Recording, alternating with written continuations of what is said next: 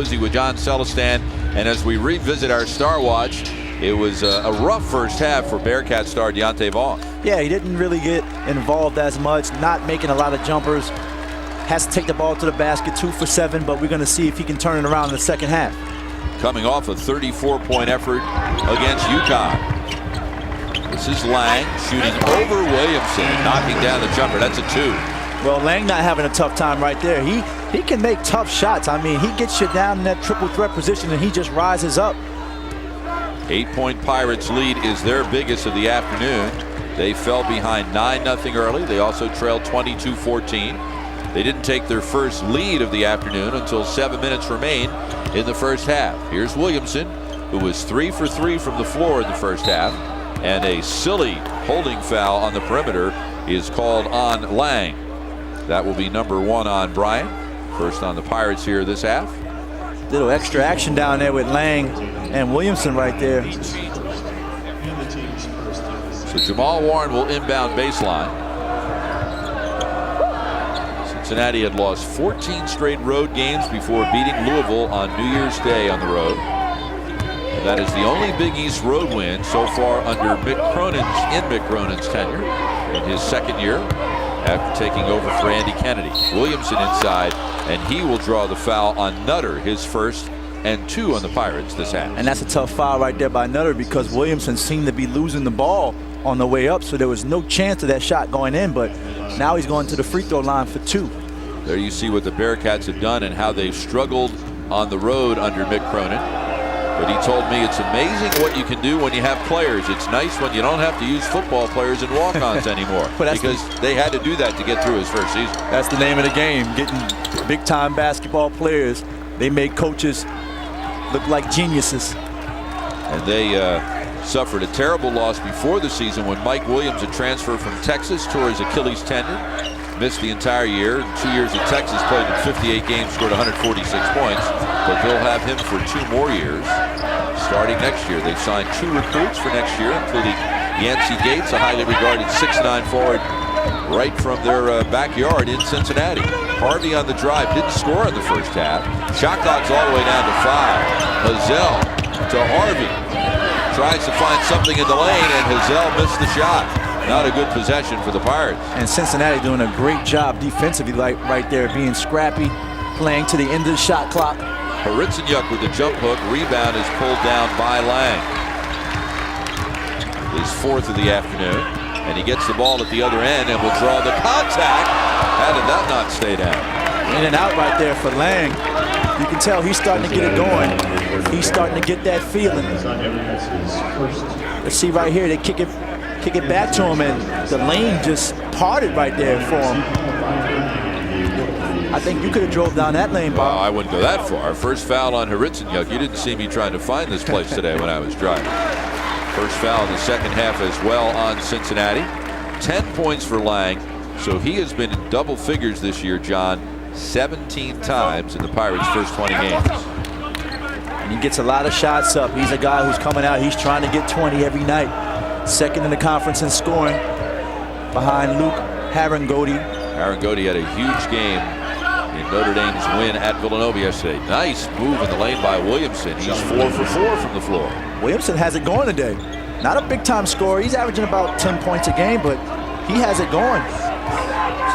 Now has 9 in his second year at Cincinnati. He was a first-team Division II junior college All-American 2 years ago at Cincinnati State and Tech. And away from the play, we're going to have a hold call. And this will be on Williamson. And that's his 3rd. So he's the first player on either team to pick up 3. Second team foul on the Bearcats. And Williamson has already missed enough of this game with that injury earlier in the first half. They don't need him going back to the bench. He's the leading rebounder in the Cincinnati team. And Williamson just got called for his 4th foul. Can you believe that? Wow. It's as if we talked it up right there. Bill Albenstein is going over to tell Mick Cronin, if you don't stop talking right now, I'm teeing you up. 4th on Williamson and 2 on the same Seton Hall possession. Let's see the call right here. It's away from the play, away from the ball. Oh, that Very tough call right there. I think that's a bad call right there. You see, Williamson just had his hands up. It looks as if the offensive player may have wrapped his arm around him. So he'll have to sit down for quite a while. 3 team fouls on Cincinnati. Let's have that one right off the hands of Lang and out of bounds. Harvey seems out of sorts today. Yeah, he just doesn't seem to be all here right now. Not sure what's going on, but they're going to need him to play solid if they want to get this victory. Bobby Gonzalez told me he's concerned that, he has a young team. He's concerned about their ability to be ready to play each night. And they came off the big win over Louisville, and they got stunned by Providence early. They were behind by 15 points after 8 minutes, and they had a tremendous win. And he said, now we have to respond again today against Cincinnati. And they started out slowly again today, falling behind 9-0. And it starts with your point guard. I mean, Harvey not having a great game today. And, Coach Gonzalez talked about Harvey being a little more sharing the basketball, getting people involved, and he can score the basketball as well. So sometimes you try to defer, and it takes you out of your normal game. But Lang is definitely feeling his game tonight, knocking down another jumper. So Lang now with 12 points. His second half field goal, and now the Pirates up the pressure. They are second in the Big East and 8th in the country, and steals a great look from Sykes at midcourt to Vaughn for the layup. And somebody forgot about one of the top scorers in the conference, Vaughn, wide open for a layup right there. If you're going to leave anybody, you don't want to leave him. 6 points for Vaughn. It gets better as the game gets deeper. In the last 10 minutes of games, Vaughn is shooting 50% from three-point range. That means he's the money man. That means he's Mr. Clutch. That means he can step it up when it counts. Here's Vaughn in front of the Cincinnati bench. Drives into the lane. Ball fake. Can't get the jumper to fall. Rebound pulled down by Lang, and then Sykes got a handful of Lang's arm, and he's called for his first. Already 4 second-half fouls on the Bearcats. Brian Lang started out slowly, but has picked it up here in the second half. He's got 12 points in the ball game and 5 already here early in the second half. Beating Providence Thursday for the first Big East road win under Bobby Gonzalez, and he said it was monumental for us because those streaks start out like a snowball, and if you don't win pretty soon down the road, it turns into a boulder, and it was starting to feel like a piano on my back. It's always good to get the monkey off your back. What a turnaround in that game, John. 8 minutes into the game, or actually with 8:50 to go in the half, Seton Hall trailed by 15, and in the next 21 minutes, the Pirates outscored Providence by 30, 59-29. They wound up winning, going away by 13. Seton Hall is a team who can really fill it up quickly. I mean, they get out in transition, they press you, they can shoot the three, they can erupt, and they can put together points in a small amount of time. And as Bobby Gonzalez says, if we can knock down shots, we can be dangerous. Just ask Rick Pitino at Louisville about that. Well, that's the name of the game, making shots in basketball. You can look like a totally different team when guys start making jumpers. Harvey around the Okasin screen. Gives to Nutter. Deep three with a hand in his face. Long rebound. Hazel tried to save it, but threw it right into the hands of Cincinnati's Sykes. Here's Warren for the Bearcats, down by 6. On the drive. Misses everything. Rebound. Hazel's got a Nutter ahead of everyone.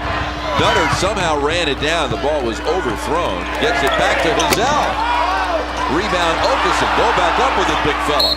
Instead gives to Harvey, who draws the foul on Sykes. You see Hazel with a wide open look, couldn't knock it down. The one problem I see with Cincinnati is that when Vaughn's not scoring, who else do you turn to? They really don't have a lot of other guys who can really put the ball in the basket, and you see him struggling right now. Vaughn having an off day, and nobody else really able to step up and get you 12, 15 points. Second foul on Sykes, 5 on the team. Harvey is the 8th most accurate free throw shooter in Seton Hall history at 78.6%. And he spends so much time at the line, John, entering the day. 143 free throw attempts. That's 56 more than any of his teammates. That's a lot for a point guard. Well, that's a guy who knows how to get to the basket and draw contact. You get inside, you take the ball to the basket, you don't settle for a lot of jumpers, you will get fouled. So, of course, we're talking about his free throw shooting, and he bricked